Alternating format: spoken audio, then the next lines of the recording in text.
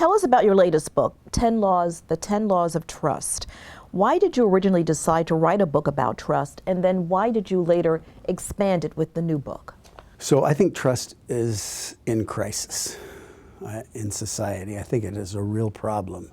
And I think we see that with millennials especially. While they're tremendously idealistic, on the other hand, they've seen the Wall Street meltdown, they've seen the college admissions scandal, they've been told, get a college education, and they end up with a bunch of debts and no job. Buy a home, and they end up with a big mortgage, and the home prices don't go up. And there's a lot of things that have made them wary and wonder about trust. Social media is another thing that I think people are critical. People can be pretty rough on social media, and I think people respond poorly to that, obviously.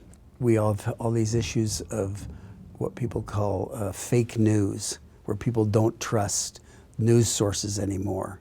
And social media has kind of taken over where people get a lot of their news. We have a nearly dysfunctional government now. It's so toxic. The kinds of discussions that go on are so toxic that people then say, well, what can I trust? And so I wanted to write something that analyzes trust. What is trust? And how do you build trust? How do you become trustworthy yourself?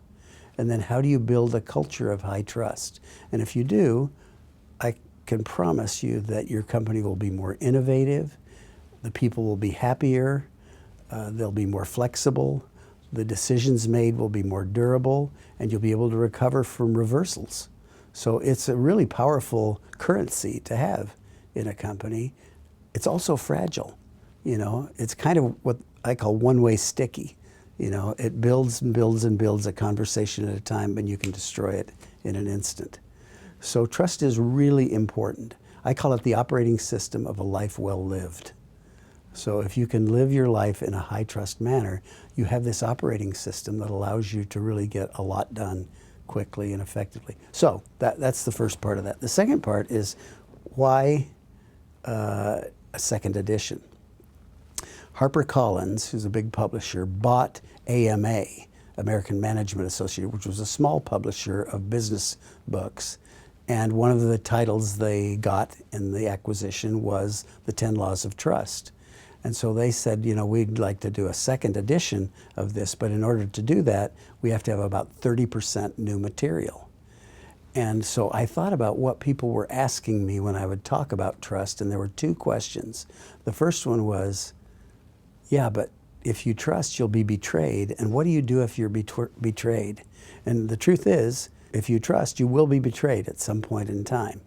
Betrayed can mean anything from being disappointed, the results not coming in, to people intentionally betraying you. So how do you deal with betrayal so that you don't become wary and just overly cautious and unwilling to?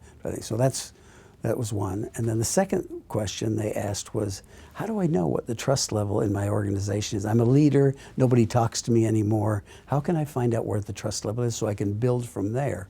So we built a diagnostic, working with Franklin Covey, that would give you sort of the existing trust level in your organization. You say, gosh, we're a low trust organization, or we're medium trust, or we're really high trust, and then work from there to intentionally build trust, a conversation, an action, a transaction, a relationship at a time.